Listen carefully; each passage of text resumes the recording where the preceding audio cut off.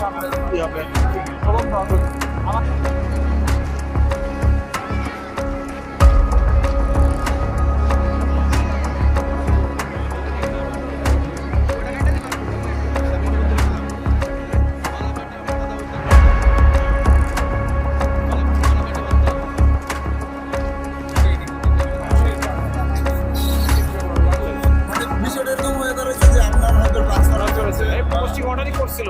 আজকে দুপুরবেলা প্রতিবেশী দোকানদার এর সন্দেহ হয় যে তার পাশের দোকান এর মালিক যেটা স্বর্ণের দোকান, এটা আবুল কালাম আজাদ, সেই উনি খুলতেছেন না।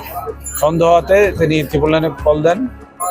থানা পুলিশ এসে তার ভাইকেও কল দেওয়া হয় বাই দিস টাইম।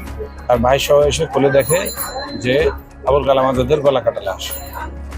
এর আগে গত রাত্রিবেলা 9টার সময় একজন খাবার দেয়, সুগার থাকে এখানে, দোকানেই থাকে। যিনি খাবার দেন তিনি রাত্রিবেলা খাবার দিয়ে গেছেন, সকালবেলা আসছেন বাটি নেওয়ার জন্য। 11টা একবার আসছেন, 12টা একবার আসছেন, দোকান বন্ধ করে চলে গেছে।